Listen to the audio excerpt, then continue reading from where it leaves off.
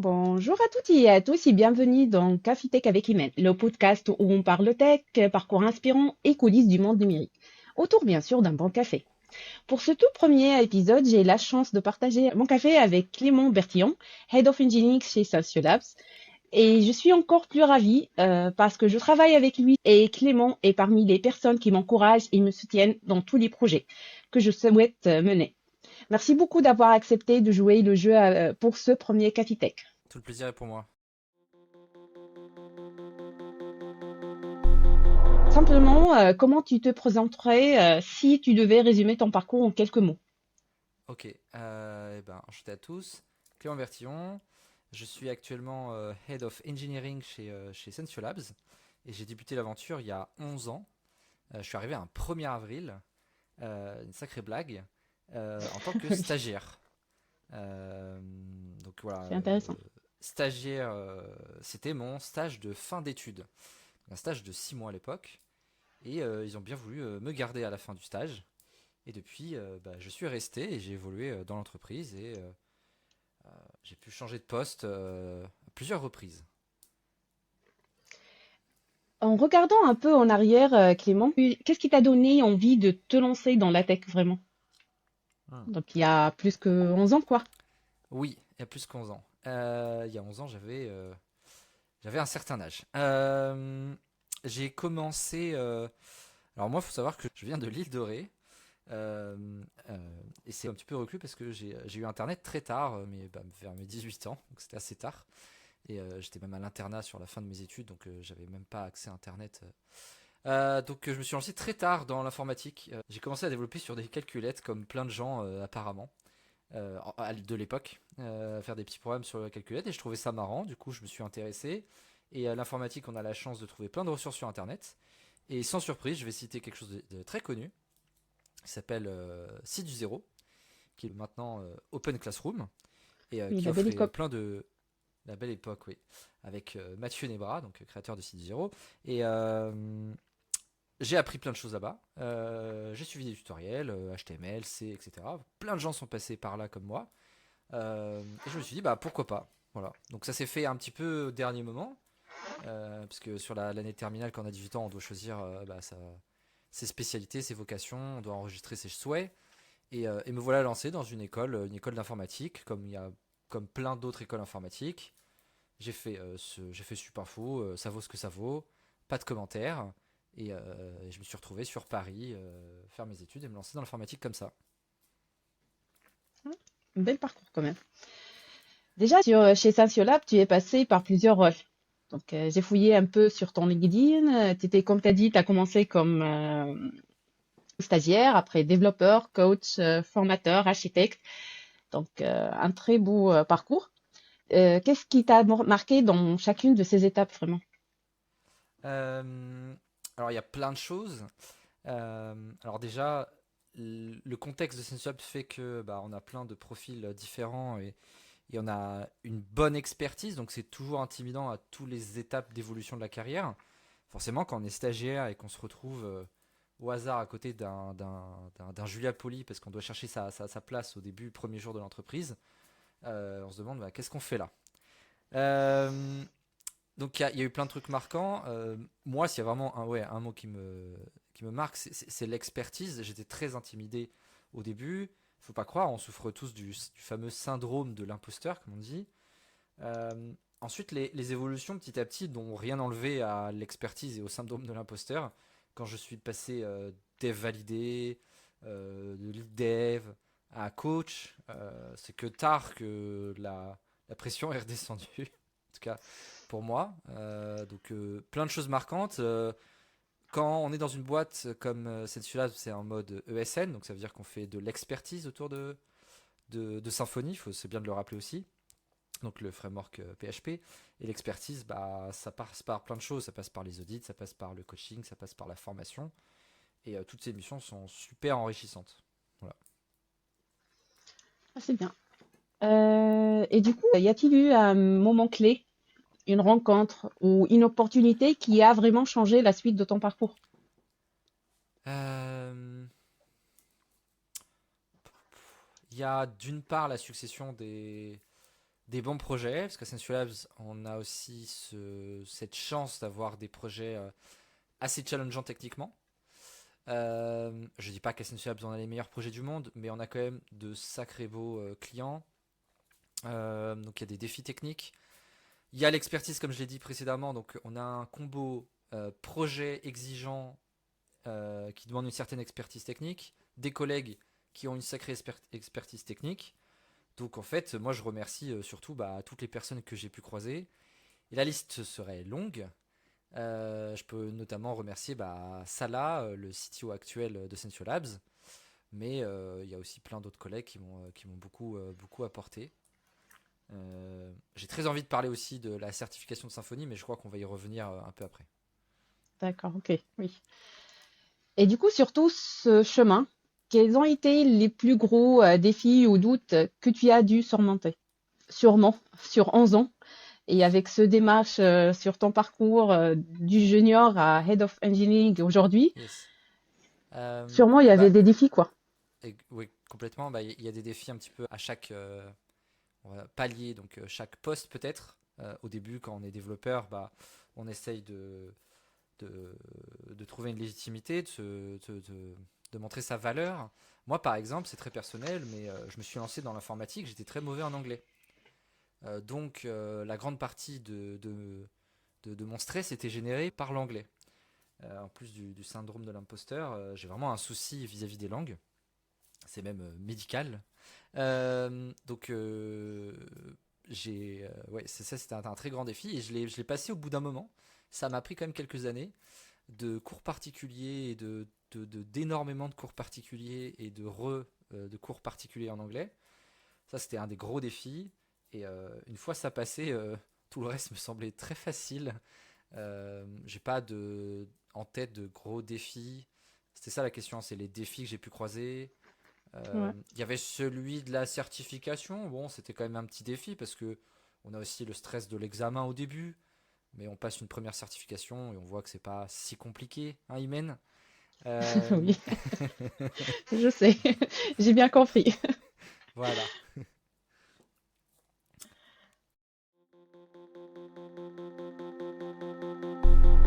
Euh, Comme j'ai dit, en fait, aujourd'hui, tu es Head of Engineering chez Essential Labs.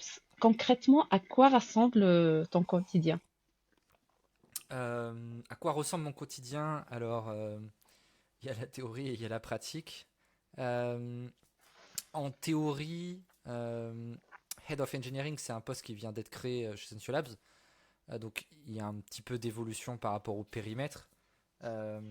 Et juste avant, j'étais et je suis toujours ce qu'on peut appeler architecte IT. Alors, architecte IT, alors faire attention avec les termes, parce qu'un architecte dans le développement d'informatique, ça veut un peu tout et rien dire. Mais si on revient sur Head of Engineering, grosso modo, j'ai une dimension management où je manage des équipes. Donc on fait du suivi de projet. On essaie aussi d'animer une communauté à l'intérieur, donc de favoriser le partage de connaissances. Ça a toujours été dans l'âme de Sensio Lab, ça. C'est pas, et c'était déjà le cas quand je suis arrivé il y a 11 ans.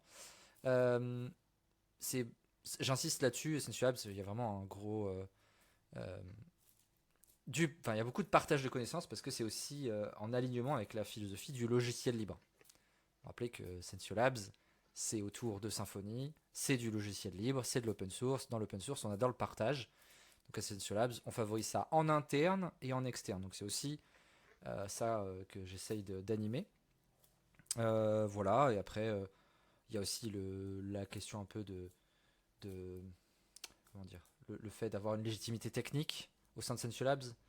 Euh, voilà, grosso modo, pour le poste, je vais pas me m'étayer sur le périmètre. Ok, ça marche, c'est très intéressant ce que tu as raconté. Et je confirme sur la philosophie de Essential Labs. Du coup, comment tu trouves l'équilibre entre la partie management technique et vision stratégique? Euh, c'est des questions compliquées, ça. L'équilibre technique et la vision. C'est une question qu'on pourrait poser à un CTO, ça. Parce que c'est aussi une de ses prérogatives. Ça me fait penser aux questions Je le garde pour ça là, ça. Tu peux le garder pour ça, parce que ça me fait penser aux questions. Je réponds comme ça, hein, ça intéressera tout le monde, mais allier des roadmaps techniques et des roadmaps fonctionnels. C'est un peu ce genre de problématique quand on est dans l'expertise, mais pas forcément dans l'opérationnel. Moi concrètement, enfin, à Sensio Labs, j'ai pas trop cette problématique-là. La vision technique, on la porte. Il y a une position qu'on a à Sensio Labs qui est une position d'expertise. Et quand on fait de l'expertise, quand on fait, je dirais même du consulting, donc c'est pas que Ascension Labs, on essaye de faire des recommandations en fait. On essaie de faire des recommandations aux collègues, on essaie de faire des recommandations aux clients. Donc c'est une posture à prendre. Maintenant, on est expert de notre techno, on fait nos recommandations. Si un client ne veut pas les suivre, tant pis. Et du coup, avec tout ça, Clément, est-ce que tu arrives encore à coder un peu ou bien ton rôle est devenu surtout organisationnel? Euh, oui, je code plus beaucoup. Ce qu'on pourrait demander à un architecte, en tout cas, on va parler du pôle expert à Ascension Labs, qui est le pôle expert, où on a des missions comme le coaching, les audits, les études d'archi, les études de migration. On code plus beaucoup, honnêtement, Imen. C'est un peu dommage, mais on a quelques occasions quand même de coder. Par exemple, quand on doit développer un proof of concept pour une étude d'architecture, ça peut nous arriver. Donc, à la rescousse, il y a les side projects. Voilà. Et ça, c'est fort pratique. Et en ce moment, j'en ai un sur lequel je consacre beaucoup trop de temps. C'est bien. Au moins, tu as le temps de coder, de mettre les mains sur un clavier, quoi. C'est bien. C'est ça. Il suffit juste de sacrifier son sommeil. Ah, ça, Non, n'écoutez pas ça. oui. Et du coup, parmi les projets récents là chez Sensio Labs ou bien tes projets personnels, quels sont ceux qui t'enthousiasment le plus, quoi? Alors, il y en a plusieurs. À Sensio Lab, j'ai dit qu'on avait des belles missions, des beaux clients. On a pas mal de projets autour du ministère de l'Intérieur, comme notamment Plainte en ligne, donc le site pour déposer plainte tout simplement en ligne, un parcours complet, hein, comme pour être aligné à la promesse d'Emmanuel Macron il y a quelques temps. Le projet est en prod depuis maintenant un certain temps, donc ça c'est dessus je fais un peu de renfort d'architecture. C'est assez intéressant. Problématique du coup, volume, sécurité. Il y a d'autres projets, peut-être même encore plus intéressants, dans lesquels je peux pas parler. Et à côté de ça, si on englobe aussi les projets, les side projects, je m'éclate aussi sur mes side projects. Voilà. Et il y a un projet que tu peux le partager avec nous. Tu m'as Euh, parlé il y a quelques semaines d'un projet qui... ah oui, j'ai un side project, mais qui est très très geek. D'ailleurs, je ferai peut-être une présentation en interne. Super exemple, ça. Imen. Je suis en train de me dire, il faudrait que je le partage. C'est un réflexe à avoir. Si on fait un truc cool, il faut que ça se diffuse. Et comme on est très partage de connaissances à Sensio Labs, là, je viens de me dire, tiens, il faudrait que je fasse un midi formation. C'est un des formats qu'on a en Sensio Labs, Ouais, où on montre pendant une ça sera petite heure intéressant. sur la pause déj, voilà, sur quoi on bosse, tant que ça a un rapport à peu près avec l'informatique et le développement. Et donc mon projet, pour faire quand même très court, parce que c'est un peu geek comme même Imen, c'est un indexeur, c'est comme un comparateur de prix dans un monde de jeux vidéo. Donc ça reprend certaines problématiques des sites e-commerce, agrégation de produits, diffusion, moteur de recherche, scoring, beaucoup d'IA et beaucoup, beaucoup d'IA. Voilà. Bon, ça, je l'ai vu et je le trouve très intéressant. C'est pour ça, c'est bien de partager, que ce soit avec nous aujourd'hui au podcast ou bien chez Sciences Labs pendant une midi formation.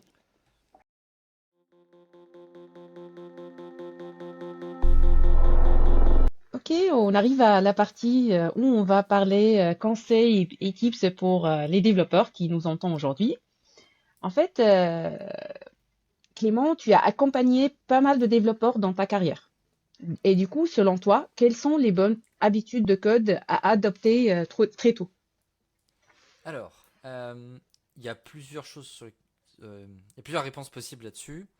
Et je vais me permettre une petite parenthèse, une petite recommandation avant même de se lancer peut-être dans le développement ou des conseils dans le développement. C'est en fait des choix de carrière.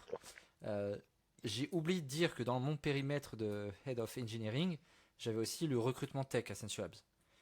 Je dois driver, grosso modo, le recrutement. On fait des recrutements assez carrés, recrutement technique Essential Labs.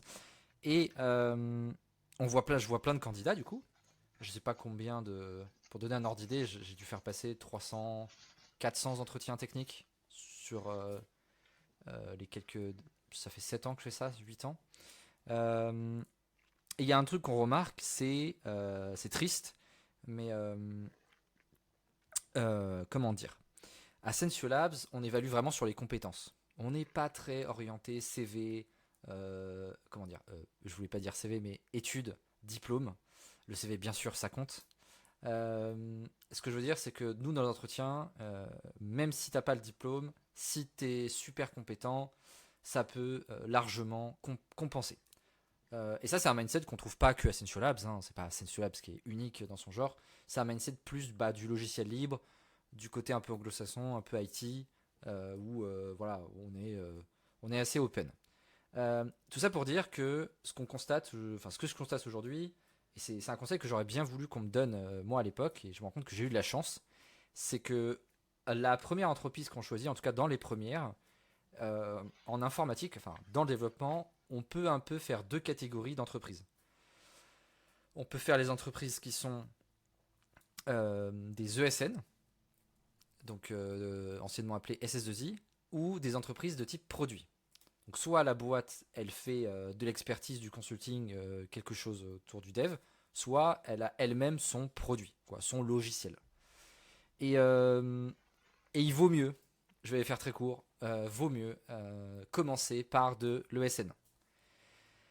Pour grosso modo la montée en compétences. On va plus facilement, beaucoup plus facilement monter en compétence sur une ESN parce qu'on va être confronté à beaucoup plus vite beaucoup de projets. Et pour citer Fabien Potencier à une de ses keynotes il y a quelques années, un ingénieur moderne doit voir plein de problématiques différentes et c'est impossible de les voir sur un même projet. Il faut absolument voir plusieurs projets pour être confronté à plusieurs problématiques. Et non, vous ne trouverez pas un projet qui mixe toutes les problématiques modernes. On ne peut pas avoir un projet web où il y a à la fois un problème de trafic, un problème de traduction, un problème d'asynchrone, et je sèche, mais il y a plein d'autres problèmes actuels. C'est pas les problèmes qui Par manquent exemple. normalement. Et à moins d'être dans une énorme boîte avec produits sur lesquels on peut switcher de projet comme on veut, c'est très peu probable. Il vaut mieux favoriser les ESN au début. On monte très vite en compétences. Après, libre à vous de switcher sur les produits. Parce que le problème, au final, Imen, c'est que on trouve des développeurs qui restent coincés 10 ans dans la même Sur un boîte, projet. sur le même projet. Ils sortent au bout des 10 ans. Ils se pensent, enfin, ils se valorisent comme senior, donc développeurs seniors. Ils arrivent en entretien, donc 10 ans d'expérience. Le problème, c'est qu'il y a un autre développeur à côté, il a que 2 ans d'expérience, mais il a fait plein de projets horribles dans des ESN, et bah, il est beaucoup plus à jour techniquement. Mm. Il en connaît beaucoup plus, il serait beaucoup plus débrouillard, il serait beaucoup plus staffable. Au final, il pourrait prendre des bien meilleures décisions. Et ça, c'est triste, et bah, c'est ça, hein, c'est ça, Le un monde tech, développeur quoi. moderne. Hein, c'est Ouais. pour monter en compétence, il n'y a rien de mieux que faire des projets avec des problématiques différentes. Voilà. Ouais. Ouais, merci, Euh, c'est très intéressant, je trouve. Merci de partager tout ça avec nous. yes. Donc j'ai de la chance parce qu'à Sensio Labs, il y a un mode de, même si on pourrait se dire qu'on fait de l'expertise autour d'un produit, donc Symfony, il y a quand même une dimension ESN en fait. On fait de l'expertise autour de quelque chose qui est gratuit. D'ailleurs, c'est souvent une question qu'on nous pose, comment on fait de l'argent autour d'un logiciel qui est gratuit? Bah, on fait de l'expertise, donc audit, coaching, formation, etc. Donc je suis allé à Sensio Labs un peu comme ça, parce que je me suis dit que j'allais jamais être recruté. À la base, c'était une blague. Je les ai vus à un job forum et j'ai posté mon CV avec un pote de promo et on s'est dit, oh, on va faire coucou parce qu'on aime bien Symfony, mais on va jamais être recruté. Au final, on a tous les deux été recrutés. Petit coucou à Rénis. Et mais si j'avais su, j'aurais vraiment orienté mes recherches sur ESN au début. C'est ce que je dis du coup à toutes mes connaissances. Une autre partie de ta question, c'était sur des types de développement. C'est ça. Et vraiment, je pense que c'est dur de résumer. Si j'en ai qu'un qu'on répète souvent, et je pense que je vais le répéter, je vais le rabâcher, quand vous êtes en train de développer, si vous êtes un peu nouveau, fouillez dans vos vendors. Voilà, je pense que c'est très bien comme conseil. Fouillez dans vos vendors. Ça veut dire, si vous êtes un développeur JS et que vous utilisez une librairie, vous ouvrez notre module et vous vous baladez dedans. Si vous êtes PHP, vous ouvrez votre dossier vendor et vous vous baladez dedans. Ça fait énormément progresser. On le répète depuis un paquet d'années, mais je pense qu'il faut continuer à le répéter. Voilà. Tu as bien fait de le répéter aujourd'hui, quoi. Et du coup, quel conseil tu donnerais à quelqu'un qui veut progresser rapidement avec Symfony ou plus largement dans le développement? Ah, il y a une réponse toute faite, ça, pour progresser sur Symfony. C'est quelque chose qu'on constate très souvent. C'est tout simplement essayer de passer la certification Symfony. Je pense que c'est à ce moment-là que je peux en parler. Il y a d'autres moments où j'aurais pu en parler, mais vraiment, la montée en compétence est incroyable. On veut progresser en Symfony, et ben on essaye de passer la certification. Qu'est-ce que ça veut dire essayer de passer la certification? Ça veut dire réviser le programme de certification. Et c'est là, en fait, c'est là où on progresse énormément. J'ai envie de dire qu'en fait, le plus important, c'est les révisions. C'est même pas la certification en elle-même. Bon, ça fait quand même plaisir d'avoir le bout de papier à la fin, mais c'est les révisions qui drivent tout. Et en fait, quand on veut réviser quelque chose comme ça, quand on a une certification exigeante, comme celle de Symfony, ben on a un programme officiel le programme de la certification, on a les thématiques sur lesquelles on va être interrogé. Et quand on voit toutes les thématiques, on se rend compte qu'il faut un petit peu réviser un petit peu de tout. Et je le répète, ça fait du bien. La certification Symfony ne demande pas d'être le plus grand expert sur Symfony. Elle demande d'être à peu près moyen bon, mais dans beaucoup, beaucoup de domaines. On ne peut pas négliger un domaine en révisant la certification Symfony. Donc c'est parfait pour combler ces lacunes. C'est vraiment idéal pour combler ces lacunes. On regarde le programme de révision Symfony, on se dit tiens, bah, je connais déjà bien les contrôleurs, je connais déjà bien PHP, je connais déjà bien ça, et hop, il y a un chapitre sur le cache HTTP.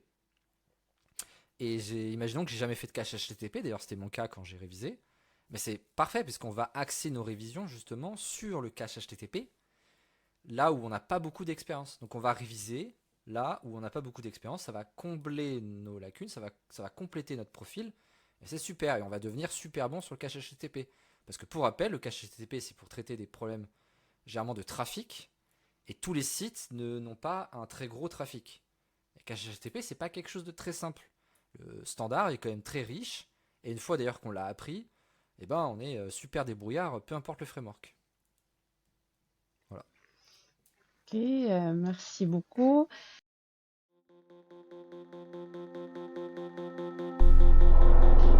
Donc là, on arrive à la partie un peu fin de Cafitech, celle où on va poser le clavier, on va respirer un peu et on va parler de Clément,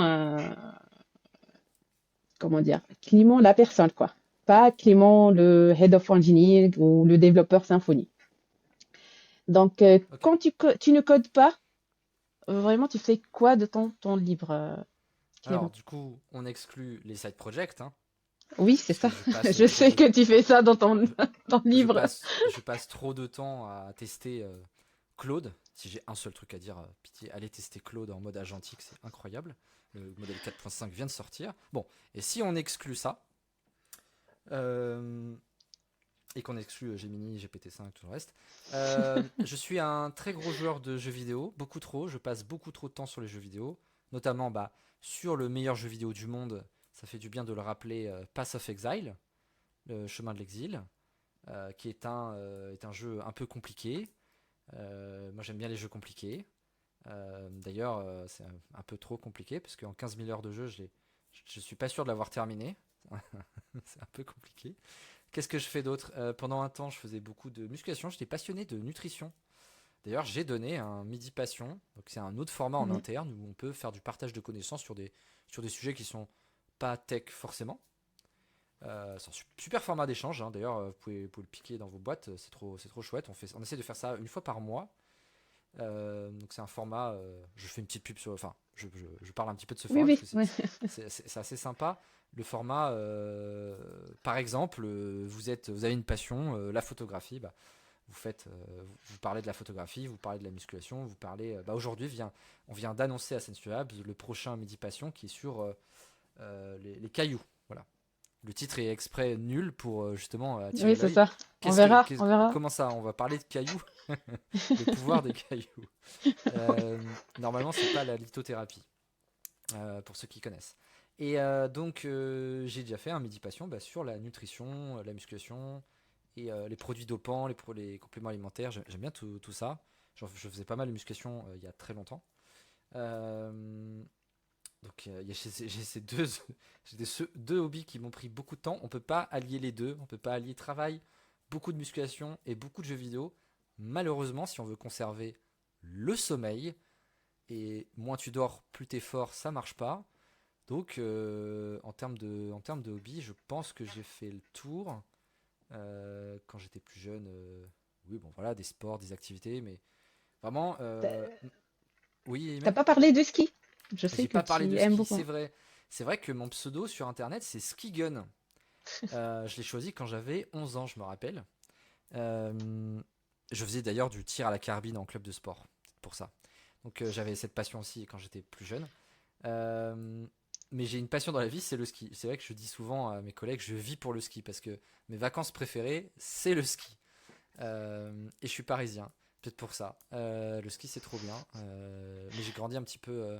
J'ai dit que je viens de l'île de Ré, mais dans une autre vie, je suis né vers Lyon, vers Bourgoin-Jallieu. Et du coup, j'allais un peu en montagne. Mais ouais, le sport de la glisse, le ski, c'est un des trucs que je préfère. Il n'y a pas mieux, c'est la bonne fatigue à la fin de la journée, la meilleure nourriture possible, les meilleurs paysages possibles, le meilleur sport possible.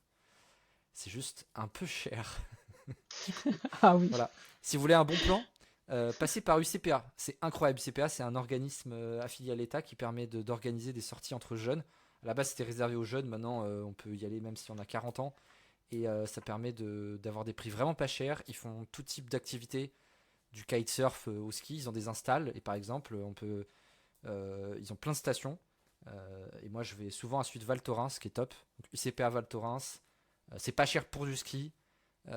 Top station, top équipement, super ambiance. Voilà, je recommande. Intéressant. Et du coup, parmi tout ce que tu as cité là comme hobby ou passion, il y a quelque chose qui t'aide vraiment à te déconnecter du boulot? Tu arrives à faire Euh, ça? oui, bah, à me déconnecter du boulot. Oui, j'arrive bien à me déconnecter du boulot. Ça, je pense que je suis assez discipliné là-dessus. Mais il n'y a pas une activité plus qu'une autre qui me déconnecte du boulot. Même les jeux vidéo comme Path of Exile qui sont très compliqués parce que faut comprendre que dans ce jeu vidéo, c'est une espèce de RPG à la Diablo. On peut faire ce qu'on appelle le theory crafting, c'est qu'on peut passer plus de temps hors du jeu vidéo pour préparer le jeu vidéo. C'est de la préparation à l'intérieur. C'est grâce à des outils comme Path of Building où on va essayer de créer son personnage et il faut utiliser beaucoup d'imagination et beaucoup de maths pour réussir à jouer. Même quand je fais ça, je m'évade complètement, oui, il n'y a pas de souci. Ah, c'est bien. Je vais essayer moi aussi de C'est jouer gratuit. aux jeux vidéo. C'est gratuit, Path of Exile. J'ai quelques collègues à Saint qui essayent. Et d'ailleurs, mon side project, c'est un Ah oui, comparateur de prix pour Path of Exile. Je l'ai pas dit, ouais.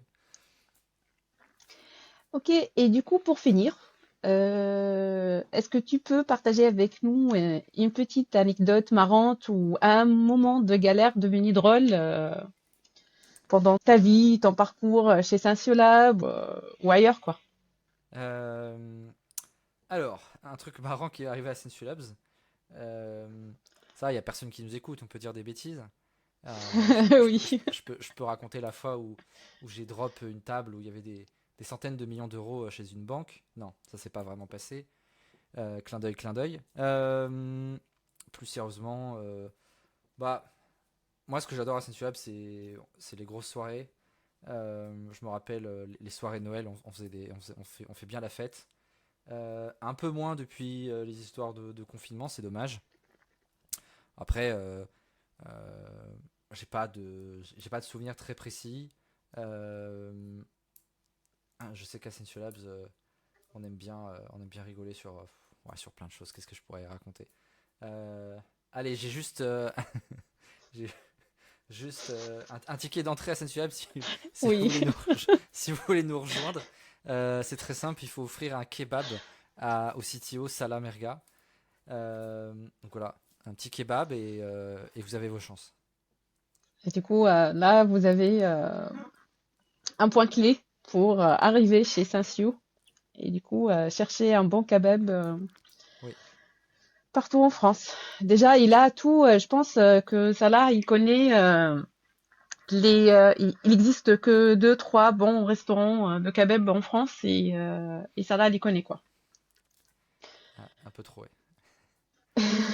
Oui. Du coup, là, on parle de Café Tech, Café Tech avec Imen. C'est quoi ton rituel Café Tech personnel, playlist, ou bien quelle routine que tu as ou quelle boisson que tu préfères le boire lorsque tu bosses? Ah, moi, je bois beaucoup trop de café, ça c'est sûr. J'ai rien de spécial à part du café, mais attention à pas en abuser. C'est marrant parce que souvent on me critique et on me dit mais t'es pas un expert en nutrition, t'es pas passionné par la nutrition, mais tu manges et tu bois n'importe comment. Bah je fais oui, c'est pas c'est comme tout le monde, hein. Mais je me suis mis au DK, voilà. Je, je me suis mis au DK. Je vois aucune différence. C'est une arnaque qui mène. Ouais, tant mieux, sûrement, tant mieux. Ouais. Ok, merci beaucoup Clément pour cet échange riche et super inspirant. Où est-ce que les auditeurs peuvent te retrouver s'ils veulent suivre tes projets ou échanger avec toi? Euh, je recommanderais bien le Slack officiel de Symfony. Symfony Dev, vous pouvez trouver le lien sur le site de la documentation officielle de Symfony. Ok, parfait. Et pour vous qui écoutez, merci d'avoir pris ce Café Tech avec nous. Si l'épisode vous a plu, pensez à vous abonner, à le partager et à laisser un petit mot. On se retrouve très bientôt avec un ou une nouvelle invitée. Et en attendant, prenez soin de vous et bon café. Au revoir.